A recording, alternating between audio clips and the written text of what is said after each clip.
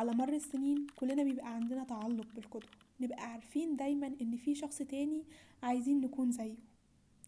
معظمنا بيكون قدوته غير عربية، ولكن احنا عندنا حاجات كتير قوي محتاجين نعرفها عن نفسنا. التاريخ مش مجرد ورق قديم، التاريخ هو شجرة، لو عرفنا الجذر اتزرع ازاي هنعرف نزرع جنينة.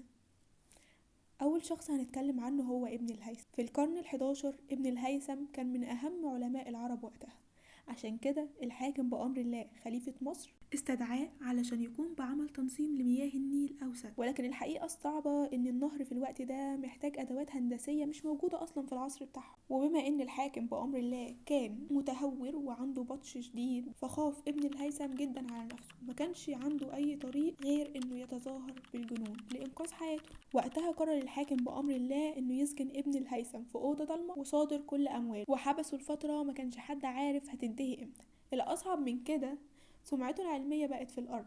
تخيل تبقى عالم كبير ويجي الكام يوم دول يخلوك في نظر الناس مجنون. ابن الهيثم في أول يوم دخل فيه الأوضة كان محبط جدا وزعلان على سمعته وفلوسه وحياته وعمره اللي بيضيع، ولكن مع مرور الأيام وسط الضلمة دي شاف نور صغير داخل من الشباك. النور ده بيعكس المباني بطريقة عكسية، وقرر يمشي ورا الخيط ده. في العزلة دي والسنين اللي قضاها في الأوضة الضلمة عمل كتاب اسمه كتاب المناظر، واحد من أهم الكتب اللي أسست علم البصريات والنظريات، هد كتير من النظريات العلمية اللي كانت موجودة قبل. الكتاب ده بسببه تم اختراع الكاميرا. بعد 10 سنين خرج ابن الهيثم بعد موت الحاكم بأمر الله. الفكرة هنا ان ابن الهيثم عادي مر بلحظات زهق وتعب، هو كمل علشان اتبع نظرية مهمة جدا اسمها الملل الناجي وعرف يستغل وقته.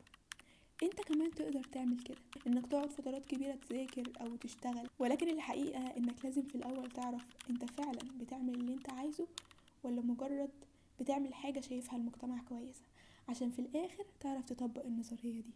وقتها هتشتغل من كل قلبك عشان انت عايز كده. ابن الهيثم اللي خلاه يطلع من الاحباط هو انه لقى شغفه وركز فيه. يمكن انت كمان محتاج تعرف ايه هو شغفك وتشتغل عليه وتستغل لحظات الملل والهدوء بدل ما تهرب منها. وفي الاخر لازم نعرف اننا هنا مش بنتكلم عن حضارة واحدة، احنا بنتكلم عن كل الحضارات العربية، لاننا مهما شفنا ان كل واحد فينا مختلف فاحنا في الاخر عندنا نقطة طلاق. بتمنى نكون وضحنا كل النقط، وفي الاخر لو في اي حاجة ما وضحناهاش ممكن تكتبوا لنا في التعليقات.